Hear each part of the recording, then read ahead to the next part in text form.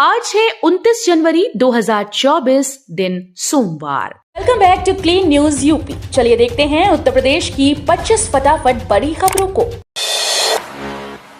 योगी सरकार की अयोध्या को सौगात, सरयू में कीजिए अब वाटर मेट्रो से सफर। योगी सरकार जल्द ही रामनगरी अयोध्या को एक और सौगात देने जा रही है। अयोध्या आने वाले श्रद्धालु और पर्यटक अब सरयू नदी में वाटर मेट्रो के जरिए जल विहार का आनंद ले सकेंगे। जल पर्यटन को बढ़ावा देने के लिए वाटर मेट्रो का संचालन अयोध्या के संत तुलसीदास घाट से गुप्तार घाट तक किया जाना है।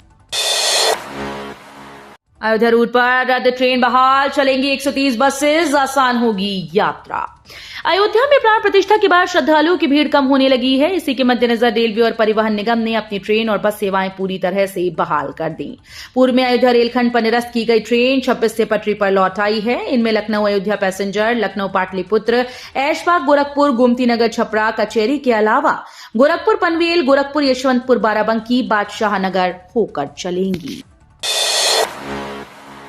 दुनिया के 50 शहरों में होगी यूपी की ब्रांडिंग, बंपर निवेश लाने की योगी सरकार की तैयारी। योगी सरकार यूपी को सर्वाधिक आकर्षक पर्यटक गंतव्य के तौर पर देश दुनिया में पेश करने की तैयारी में है।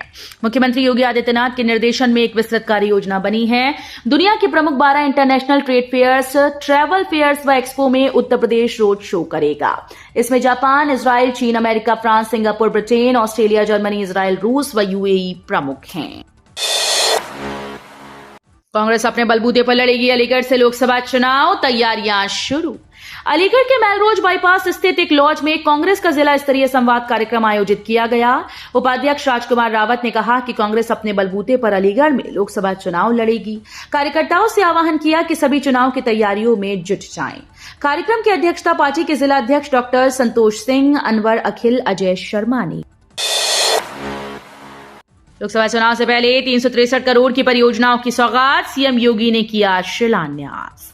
लोकसभा चुनाव की घोषणा अगले कुछ ही महीनों में हो सकती है। ऐसे में मुख्यमंत्री योगी आदित्यनाथ ने बदायूं जिले में एचपीसीएल के बायोगैस प्लांट के उद्घाटन के साथ 363 करोड़ की 20 परियोजनाओं का शिलान्यास किया। इसमें सड़कों के चौड़ीकरण, नर्सिंग कॉलेज का भवन निर्माण, पेयजल योजना, 100 बेडेड क्रिटिकल केयर यूनिट का निर्माण कार्य शामिल हैं। सिपाही भर्ती की लिखित परीक्षा 17 और 18 फरवरी को 50 लाख आवेदन प्राप्त हुए। सिपाही नागरिक पुलिस के 60,244 पदों पर सीधी भर्ती की लिखित परीक्षा आगामी 17 और 18 फरवरी को आयोजित की जाएगी। उत्तर प्रदेश पुलिस भर्ती और प्रोन्नति बोर्ड के मुताबिक जल्द ही लिखित परीक्षा के प्रवेश पत्र बोर्ड की वेबसाइट पर उपलब्ध करा दिए जाएंगे। मुख्यमंत्री योगी ने किया एचपीसीएल प्लांट का निरीक्षण, पराली से बनेगी बायोगैस और जैविक खाद। मुख्यमंत्री योगी आदित्यनाथ ने बदायूं के दातागंज के सैंजनी स्थित एचपीसीएल के बायोगैस प्लांट का उद्घाटन किया। एचपीसीएल के मुख्य प्रबंधक मृणाल सिन्हा ने मुख्यमंत्री को बताया कि संयंत्र में 3400 रुपए प्रति टन की दर से पराली खरीदी जाती है। करीब 133 करोड़ रुपए की लागत से 50 एकड़ में बनाए गए प्लांट की प्रतिदिन की क्षमता 100 मीट्रिक टन पराली है। राम जन्मभूमि में इलेक्ट्रॉनिक डिवाइस नहीं ले जा सकेंगे श्रद्धालु, बैठक में लिए गए महत्वपूर्ण निर्णय। राम जन्मभूमि के भीतर श्रद्धालु किसी भी प्रकार का इलेक्ट्रॉनिक डिवाइस, बैग, मोबाइल व प्रसाद लेकर नहीं जा सकेंगे। राम भक्तों को दर्शन के बाद निकास मार्ग पर जन्मभूमि तीर्थ क्षेत्र ट्रस्ट की ओर से प्रसाद दिया जाएगा। दिव्यांग व वृद्ध दर्शनार्थियों के लिए गोल्फ कार्ट की सुविधा उपलब्ध रहेगी। सौर ऊर्जा से रोशन होंगे वृंदावन के मार्ग, लगाई जा रही सोलर स्ट्रीट लाइट। मथुरा मार्ग को सौर ऊर्जा से रोशन करने के बाद अब नगर निगम द्वारा वृंदावन के मुख्य मार्गों को रोशन किया जाएगा। इसके लिए निगम द्वारा बिजली की स्ट्रीट लाइट्स को अलविदा करके सौर ऊर्जा से संचालित स्ट्रीट लाइट लगाई जा रही हैं।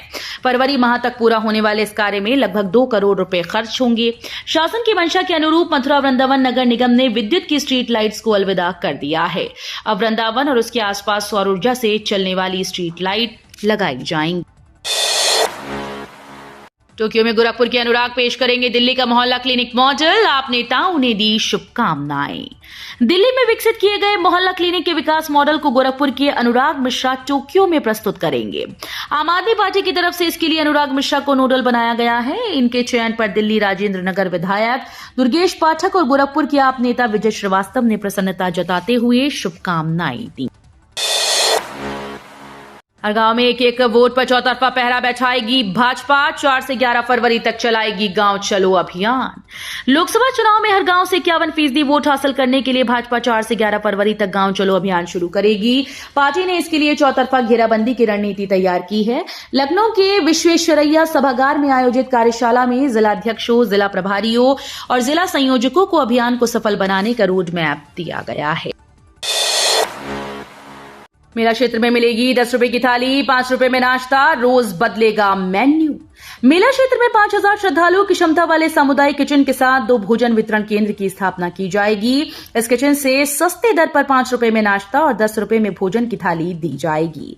इसके अलावा मेला क्षेत्र में गंदगी फैलाने वालों के खिलाफ 200 से लेकर 1000 रुपए तक का जुर्माना लगाने का प्रस्ताव लाया गया। ये निर्णय शनिवार को मेला प्राधिकरण बोर्ड की 16वीं बैठक में लिया गया।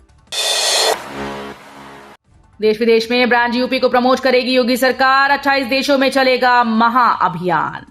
सरकार दुनिया के प्रमुख 12 international trade fairs, travel fairs व एक्सपो में कैंपेन, रोड शो आदि माध्यमों से अपनी उपस्थिति दर्ज कराते हुए ब्रांड यूपी को प्रोत्साहित करेगी। इसमें जापान, इजराइल, चीन, America, France, Singapore, Britain, Australia, Germany, Israel, रूस व यूएई प्रमुख रूप से शामिल हैं।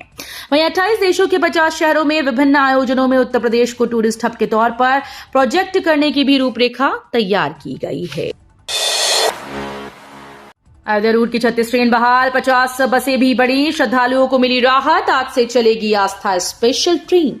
अयोध्या रूट के निरस्त व बदले रूट से चल रही 36 ट्रेन बहाल हो गई। उधर बदले मार्ग से जा रही परिवहन निगम की बसेस भी रूट पर दौड़ने लगी। यात्रियों की सहूलियत के लिए परिवहन निगम ने अयोध्या रूट पर 50 बसेस बढ़ा दी।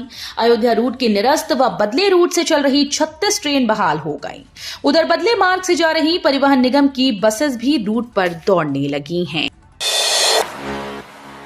सफाई कर्मियों को मुख्यमंत्री योगी की बड़ी सौगात, 10 लाख रुपए तक मिलेगा दुर्घटना बीमा। मुख्यमंत्री योगी आदित्यनाथ ने कहा कि स्वच्छता कर्मियों को न्यूनतम मानदेय की गारंटी हर हाल में मिलनी चाहिए। सरकार जल्द ही इसे पूरे प्रदेश में सुनिश्चित कराएगी। स्वच्छता कर्मियों की गारंटीड मानदेय के लिए पहले ही एक कमेटी गठित कर दी गई है और शीघ्र ही इस पर ठोस कदम उठाए जाएंगे। मानदेय के साथ स्वच्छता कर्मियों के लिए आवास और जन कल्याणकारी योजनाओं के लाभ की व्यवस्था भी सुनिश्चित की जाएगी। आईटीआई में शुरू होंगे 6 नए कोर्स, युवाओं को मिलेगी नौकरी के बेहतरीन अवसर। युवाओं को आधुनिक तकनीकी के मुताबिक दक्ष बनाने के लिए बरेली के 3 आईटीआई में नए सत्र 2024-25 से 6 नई ट्रेड की पढ़ाई शुरू होगी। इसमें विद्यार्थी न केवल ई वाहनों के रखरखाव में विशेषज्ञ बनेंगे, बल्कि रोबोट संचालन की विधा भी सीखेंगे। वस्तुओं की डिजाइनिंग, उनके मापन और आकार देने से निर्माण तक की पूरी प्रक्रिया सिखाई जाएगी। गोरखपुर में बोले सीएम योगी।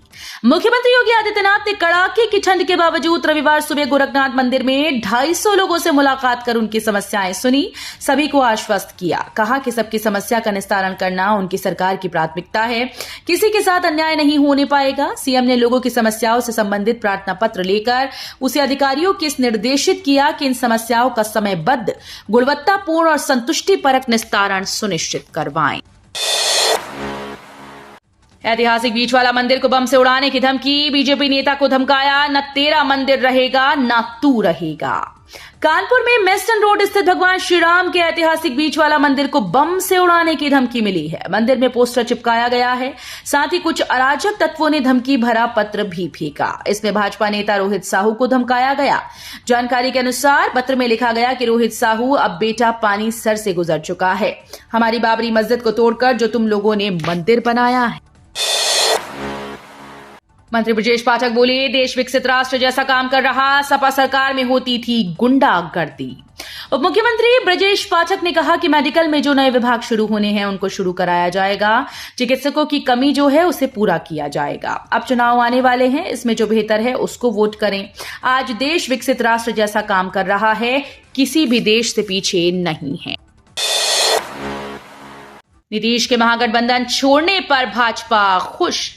बिहार के मुख्यमंत्री नीतीश कुमार ने मुख्यमंत्री पद से इस्तीफा देकर महागठबंधन से रिश्ता तोड़ लिया है। इसे बिहार में इंडिया गठबंधन के लिए तगड़ा झटका माना जा रहा है। इससे भाजपा नेता बेहद खुश हैं।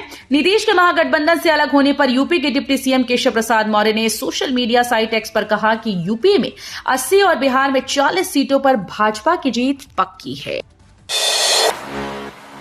यूपी में किसी के साथ नहीं होगा न्याय, दबंगों पर लगेगा गैंगस्टर एक्ट।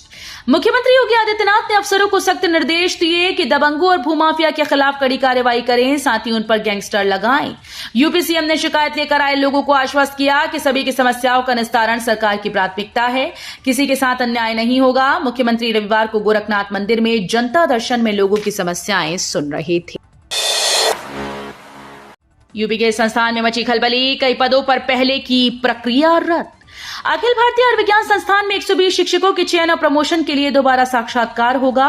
इन पदों पर दिसंबर में हुए साक्षात्कार को एम्स प्रशासन ने रद्द कर दिया है।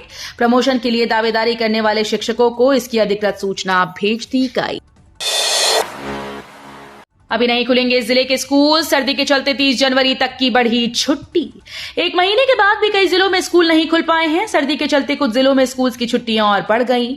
गोरखपुर में 2 दिन की और छुट्टियां बढ़ा दी गईं। लगातार पड़ रहे कोहरे और शीतलहर को देखते हुए गोरखपुर डीएम ने 29 और 30 जनवरी तक 8वीं तक के स्कूल्स को बंद रखने का आदेश जारी किया है, जबकि 9 से 12वीं तक कक्षाएं बदले समय से संचालित की जा रही हैं। ई रिक्शा का सत्यापन फॉर्म जमा न करने पर 2000 जुर्माना, बढ़ी सख्ती। लखनऊ की सड़कों पर चल रहे ई रिक्शा चालकों की ओर से सत्यापन फॉर्म भरवाने के लिए विशेष अभियान चलेगा। यह अभियान 1 फरवरी से 7 फरवरी तक चलाया जाएगा। इसके बाद सत्यापन फॉर्म न भरने वाले ई रिक्शा के खिलाफ 2000 रुपए जुर्माना लगाया जाएगा। शनिवार को संयुक्त पुलिस आयुक्त की ओर से किए गए सत्यापन फॉर्म की समीक्षा में ई रिक्शा मालिकों की ओर से सत्यापन फॉर्म भरकर नहीं जमा करने की लापरवाही उजागर हुई है। अखिलेश यादव और कांग्रेस के बीच इन 2 दर्जन सीटों पर चल रही बातचीत, जल्द जारी होगी लिस्ट। बिहार की सियासी हलचल के बीच समाजवादी पार्टी ने यूपी में इंडिया गठबंधन के तहत कांग्रेस के लिए 11 सीटें देने का ऐलान किया है और इसे अच्छी शुरुआत बताया। साथ ही संकेत दिया कि इस प्रस्ताव के साथ आने वाले वक्त में और सीटें छोड़ी जा सकती हैं। कांग्रेस ने सपा के कदम का स्वागत किया, लेकिन ये भी कहा कि इस पर केंद्रीय नेतृत्व निर्णय लेगा। तो ये थी आज की 25 फटाफट बड़ी खबरें। अगर आपको न्यूज पसंद आई हो तो वीडियो को लाइक और शेयर जरूर करें। धन्यवाद।